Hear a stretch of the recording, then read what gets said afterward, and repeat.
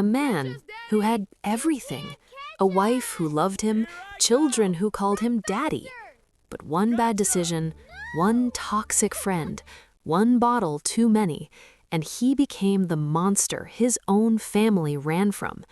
This is the story of how a good man fell into darkness, how a woman's love was tested to its breaking point, and how a snake in human skin almost destroyed an entire family. But here's what nobody expected. Sometimes, rock bottom is exactly where redemption begins. Before the storm came, there was sunshine. In the heart of western Nigeria, there lived a man named Jeremiah. And let me tell you something, this man was that man. 37 years old, strong, proud, the kind of man who buttoned up a crisp white shirt every morning, looked at himself in the mirror, and saw someone worth respecting. His wife, Hannah, never worried about school fees.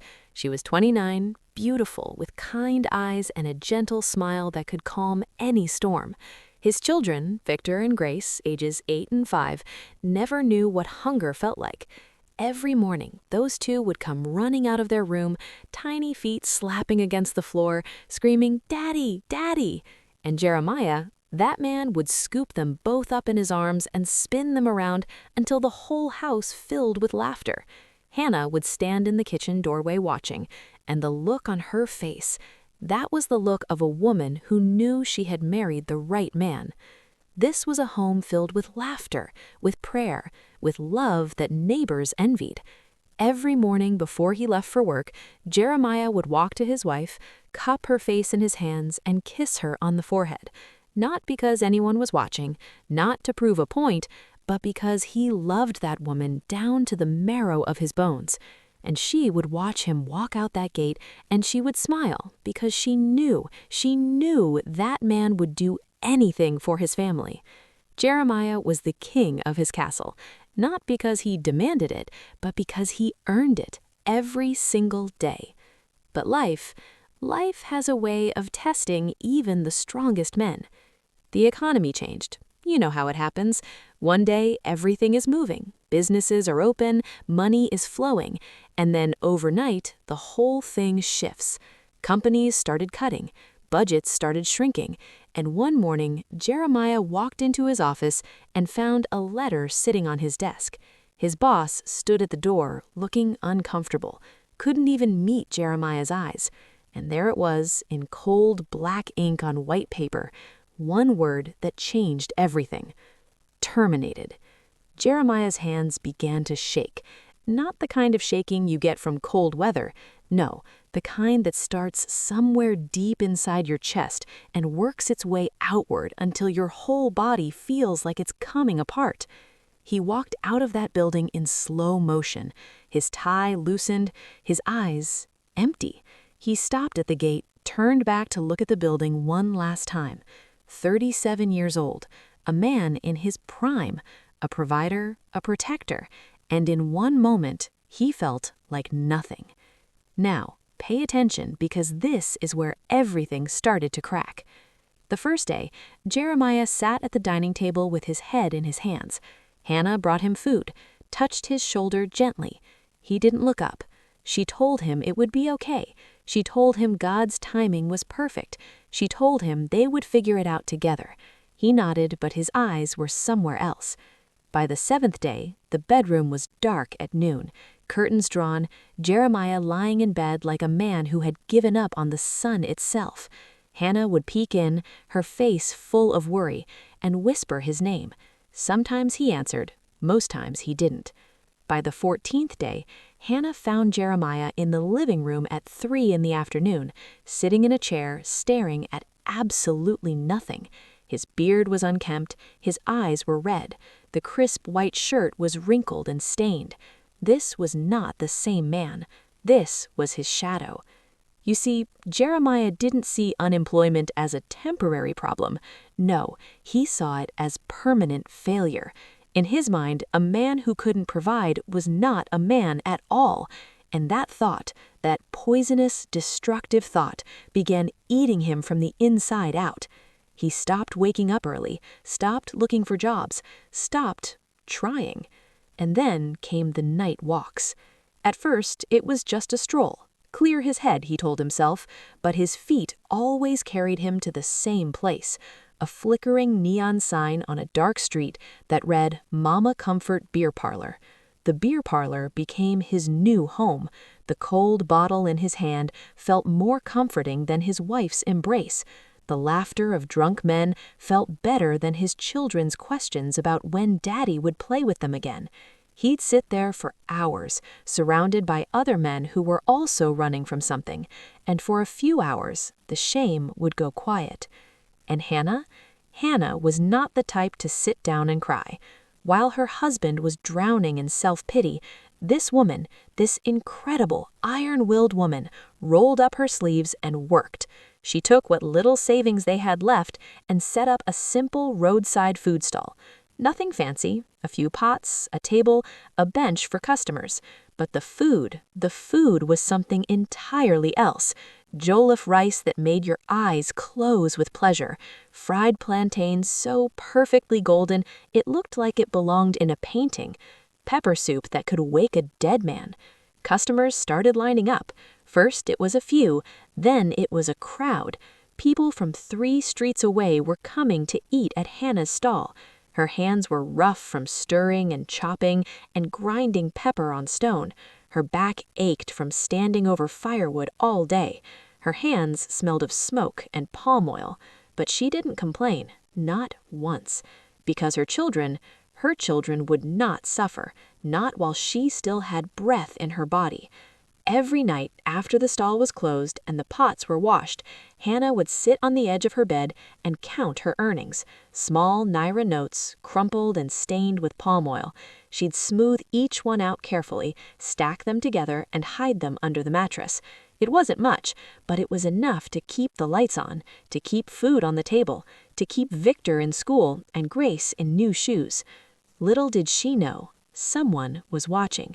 A black Mercedes, tinted windows, polished so clean you could see your reflection in the doors. It would pull up slowly just down the road from Hannah's stall and sit there, engine running, the man inside watching through the glass. Chief Ezekiel, 50s, gold watch that cost more than most people's houses, clothes so expensive they looked like they were sewn by angels, the kind of man who walked into a room and everyone stood up, the kind of man who smiled and you couldn't tell if it was kindness or a warning. He stepped out of that Mercedes one afternoon and walked straight to Hannah's stall. His eyes scanned her face a little too long, lingered in places they shouldn't. He ordered a plate of rice. The plate was worth 500 naira. He dropped 5,000 on the counter. "Keep the change, my daughter," he said, his voice smooth as honey poured over glass. "A hard-working woman like you deserves support." Hannah looked surprised, grateful even. She thanked him, clasped her hands together the way respectful women do, and went back to serving other customers. She didn't see what we see. She didn't see the predator behind that smile. She didn't know that Chief Ezekiel had been watching her for weeks, studying her, learning her routine, counting the days until the right moment. Because Chief Ezekiel was not a kind man. He was a snake, and he had a plan. You see, the chief didn't just want Hannah. Any man with money can throw cash at a woman and hope she follows. No, Chief Ezekiel was more calculating than that, more patient, more evil. He wanted to destroy her home first, make her desperate, make her alone, make her need him. And how do you destroy a home? You start with the man inside it. That night, Chief Ezekiel walked into Mama Comfort Beer Parlor like he owned it. And honestly, he probably did. His eyes scanned the room, passed over the men laughing and arguing and drinking, until they landed exactly where they knew they would, on Jeremiah sitting in the darkest corner, alone, drunk, defeated. The chief sat down beside him like they were old friends, slid money across the table. "Jeremiah, my brother," he said, his voice dripping with false warmth, "let me buy you another drink." Jeremiah looked up with bloodshot eyes. Here was a wealthy man, important, powerful, sitting with him, buying him drinks, calling him brother. For the first time in weeks, Jeremiah felt like somebody again, and that was exactly what the chief wanted him to feel. Over the next few weeks, Chief Ezekiel became Jeremiah's closest companion, always there, always generous, always with a full bottle and a ready smile. And in between the drinks, he would lean in so close Jeremiah could smell his expensive cologne and whisper things into his ear. Women are dangerous, my friend. The moment they start earning money, they think they're better than us. Your wife selling food by the roadside, she's laughing at you. Behind your back, she's telling her customers that you can't provide. Don't let her control you. Show her you're still the man of that house. Every word was a drop of poison, and Jeremiah, foolish, broken, desperate Jeremiah, drank those words the same way he drank the beer, without question, without thinking. Without realizing that the man sitting beside him was not his friend, he was his executioner. The first time Jeremiah came home and shouted at Hannah, she forgave him. She told herself it was the alcohol talking, that her real husband was still in there somewhere. The second time, he called her names that would make a grown man flinch. She cried in the bathroom and prayed. She told herself he was just hurting, that he would come back to his senses. The third time, he staggered through the door at midnight, reeking of beer and smoke, and found Hannah in the kitchen. She'd kept his food warm. Hours she'd waited. "Jerry, where have you been?" she asked, her voice still gentle, still patient, still full of the love that this man did not deserve. "I kept food for you." He cut her off like a machete through sugarcane. "Is this what you call food, cold rice? You think because you're selling food outside you can disrespect me?" Hannah stepped back. Her eyes went wide. The children, Victor and Grace, peeked from behind their bedroom door, their small faces twisted with fear. These were children who used to run into their father's arms. Now they hid from him. And it got worse.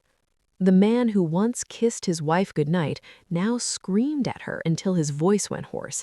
The man who once saved every kobo for his children's future now stole from his wife's hidden savings. Hannah came home one evening to find Jeremiah ransacking drawers, pulling out clothes, tossing things on the floor. When he found the Nara notes hidden under the mattress, he stuffed them in his pocket like they belonged to him. "Jerry, please," Hannah cried, reaching for his arm. "That's for Victor's school fees." He pushed her away, not gently, not with any regard for the fact that this was the woman who had been carrying his family on her back while he drank himself into oblivion. He pushed her hard enough that she stumbled, and then he walked out into the night without looking back. And the darkness grew, week after week, month after month. The neighbors started talking, the children started going quiet, Hannah started wearing long sleeves in the heat, and Jeremiah was so deep in the bottle, so deep in Chief Ezekiel's poison, that he couldn't see what he was becoming. Until one night. That night, something in Jeremiah snapped completely. He came home more drunk than he'd ever been. His eyes weren't just bloodshot, they were vacant, like the man inside had left and something else had taken his place. Hannah tried to calm him down. She always tried. Even after everything, she still tried because that's who Hannah was. She still believed, God help her, she still believed that her husband was in there somewhere. "Jerry, please sit down. Let me make you tea. Just sit down and—" He wasn't listening. Whatever Chief Ezekiel had poured into his ear that night, whatever lies and poison had mixed with the alcohol in his blood, it was boiling over. And then, in slow motion, in that terrible, irreversible way that the worst moments always seem to happen, Jeremiah raised his hand. Hannah raised her arm to protect herself. The children screamed from their room, one scream from Victor, one scream from Grace, two children who should have been asleep, dreaming about cartoons and birthday parties, screaming because their father had become a monster. Crack! He broke her hand. the same hand that had been cooking since dawn to feed his children, the same hand that stirred the pots at her roadside stall through rain and heat and exhaustion, the same hand that had held his face when he came home crying about losing his job and she told him everything would be okay. That hand, he broke it. Hannah crumpled to the floor. She didn't scream. That's the part that breaks you. She didn't scream. She just folded quietly, like a candle that had finally burned down to nothing. She lay there on the cold floor, clutching her broken hand to her chest, tears flowing silently down her face. And Jeremiah stood over her for a moment, breathing heavily, then stumbled to the bedroom like nothing had happened, like he hadn't just destroyed the last thread holding his life together. The children cried from behind their locked door, two small voices calling for their mother, and Hannah lay on the floor of her own home, alone, broken, listening to her children cry and unable to go to them because the man who was supposed to protect them all had just shattered the bones in her hand. Hannah's best friend Nissi had been watching this unfold for months. She'd seen the bruises Hannah tried to hide. She'd heard the rumors. She begged Hannah to leave, but every time she said the same thing. "He'll change, Nissi. I know my husband. He just needs time." But that morning, when Nissi walked past the food stall and saw it closed, the stall that Hannah had never closed, not in rain, not in sickness, not ever, Nissi knew something was terribly wrong. She walked to Hannah's house, knocked on the door, no answer. She pushed it open slowly, and what she found nearly dropped her to her knees. Hannah was still on the floor, not because she couldn't get up, but because she had nowhere to go. Her hand was swollen to twice its size. Her eyes were red and empty. The children were sitting beside her, Grace's small hand patting her mother's back, Victor standing guard like a tiny soldier who'd been forced to grow up overnight. Nissi covered her mouth, then she dropped her hands, and her face changed from shock to something harder, something fiercer. "That's it," Nissi said. Her voice was steel wrapped in fire.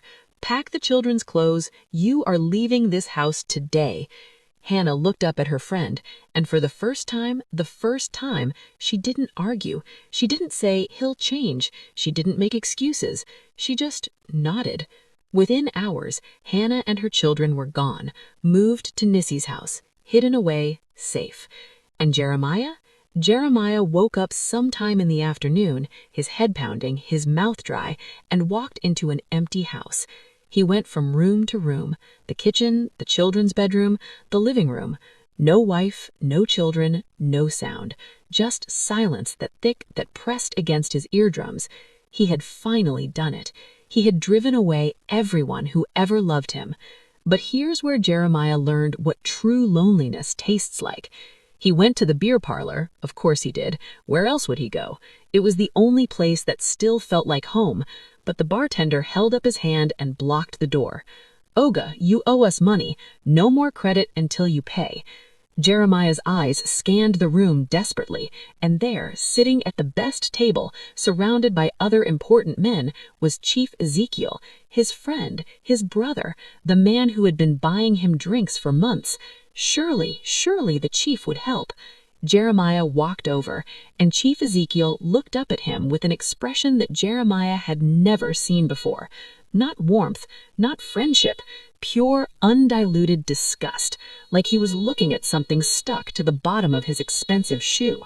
"Who are you?" the chief said, his voice flat and cold. "I don't know you. Leave my table." And there it was.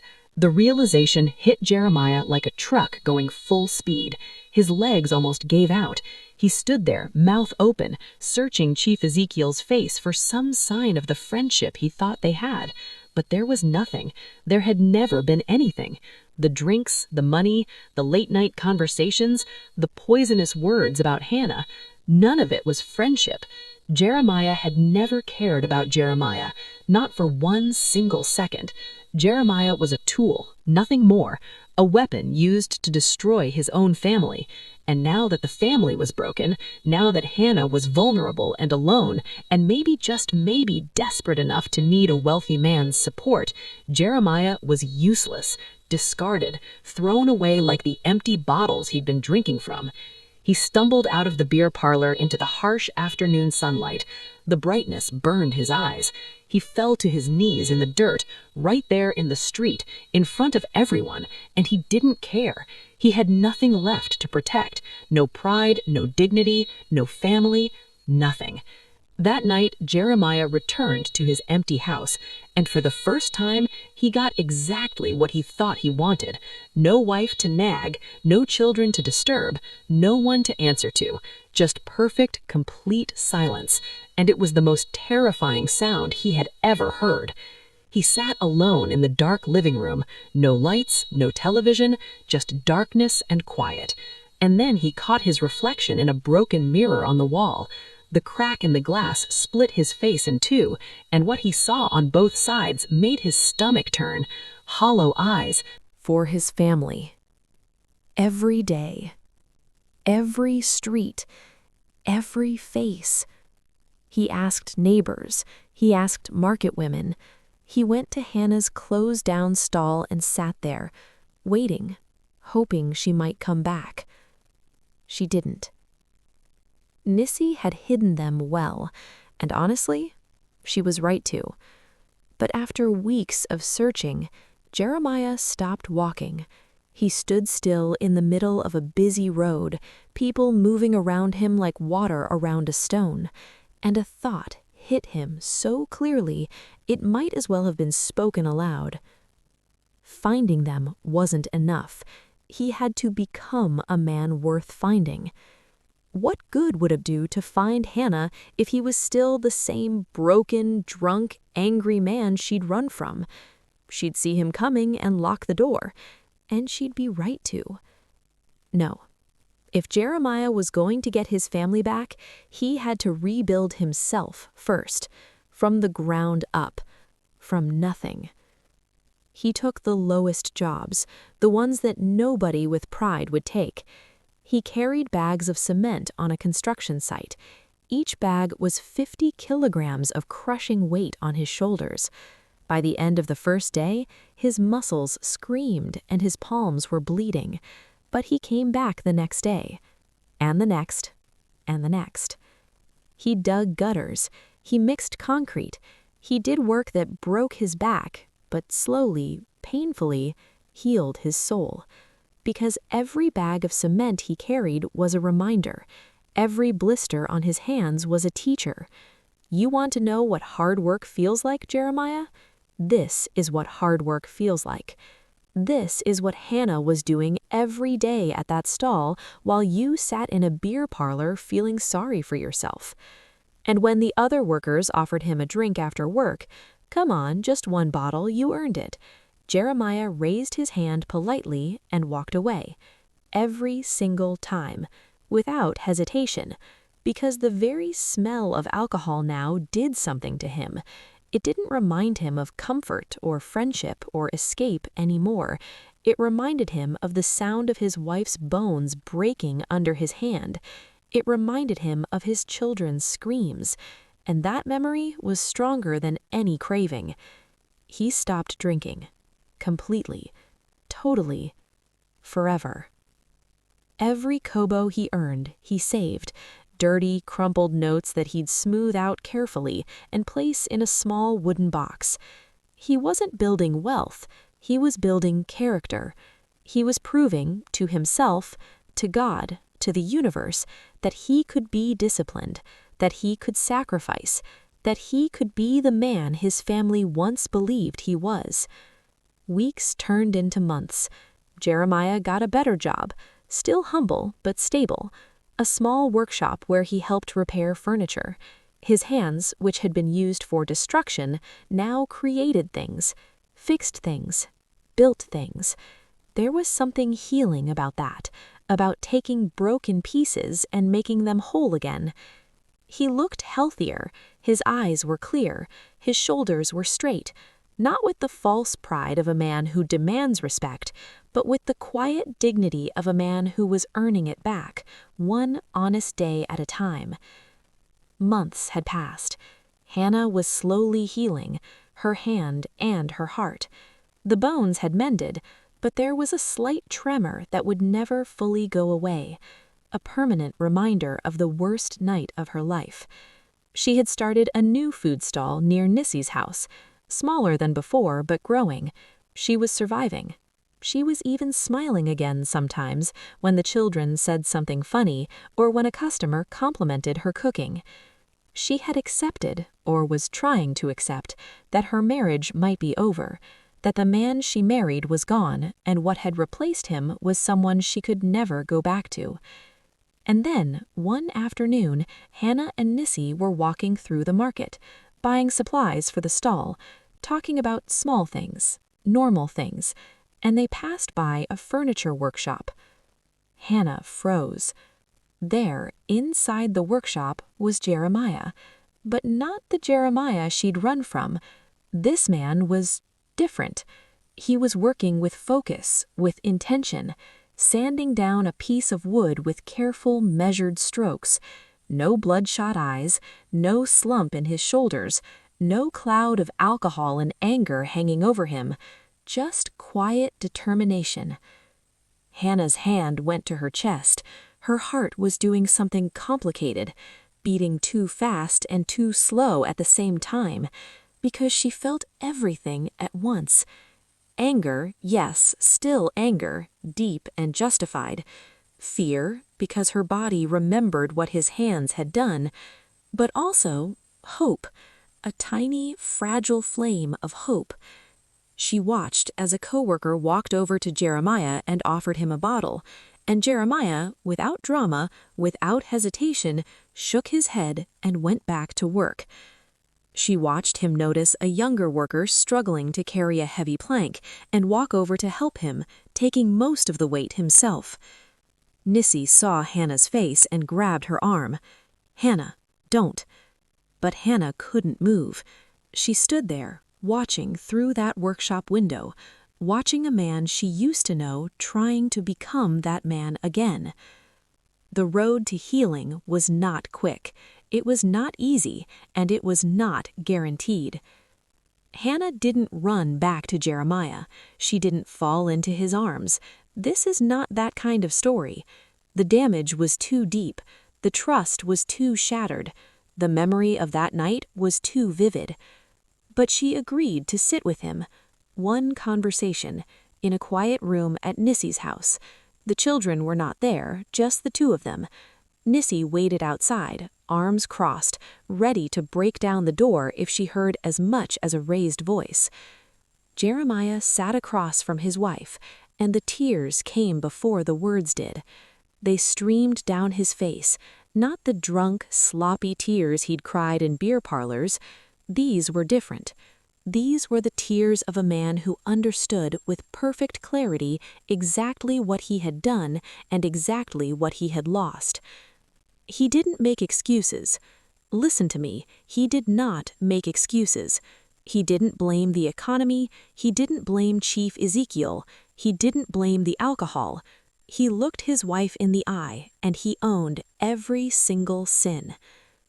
"I did this," he said. "Not the beer, not the chief. Me. I chose to drink. I chose to listen to poison. I chose to raise my hand against you, and I will carry that shame for the rest of my life." Hannah listened. Her expression was guarded, but not closed. There was a wall around her heart, but it had a window, and she was looking through it, trying to see if the man she was sitting across was real or just another version of the lie. Then she held up her hand, the healed one. She turned it slowly so she could see it in the light.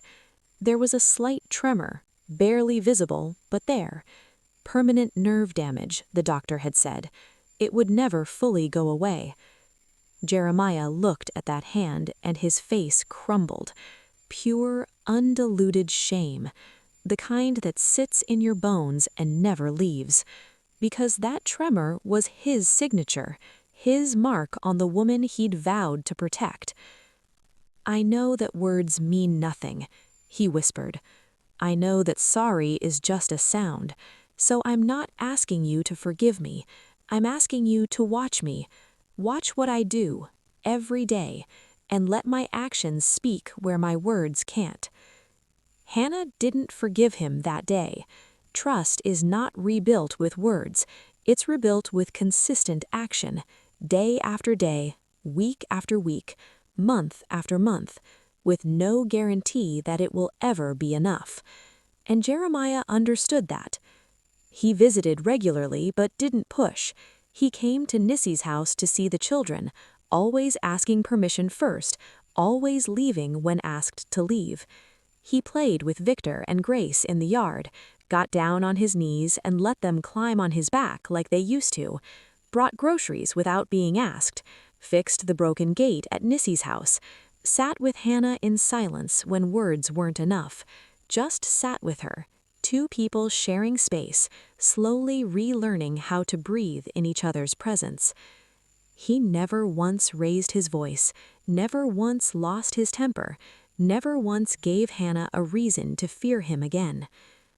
Slowly, gradually, painfully slowly, Hannah's walls began to lower, not fall, lower.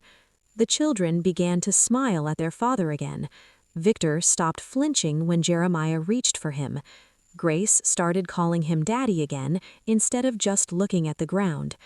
And one evening, after months and months of this careful, patient rebuilding, Hannah looked at Jeremiah and said 5 words that nearly brought him to knees. "You can come home, Jerry." 1 year later, the family home is clean and bright and restored, but different now. The dynamic has shifted. It's not the house it was before, and that's a good thing. Because the house it was before was built on a lie. The lie that a man's worth is measured by his paycheck. The lie that pride is the same as strength. The lie that a woman's obedience means a man is doing his job. This house is built on something sturdier now. Jeremiah is not the king of his home anymore. He is a partner, a father who shows up, really shows up, not just physically but emotionally, a husband who listens, who asks questions instead of giving orders, who sees his wife as an equal, not a servant. Hannah runs her food stall, bigger now, more successful than ever. She's hired 2 helpers. The jollof rice is still legendary, and every morning before she leaves for the stall, Jeremiah is there, helping her load the pots and the ingredients into a cart. Then he goes to his own work, honest work, steady work, not glamorous but dignified. They pray together before meals. They discuss decisions together. They disagree sometimes because healthy marriages have disagreements, but they talk through them. They heal together. Every day a little more. Every day the tremor in Hannah's hand matters a little less. Not because it's forgotten, never because it's forgotten, but because it's being redeemed.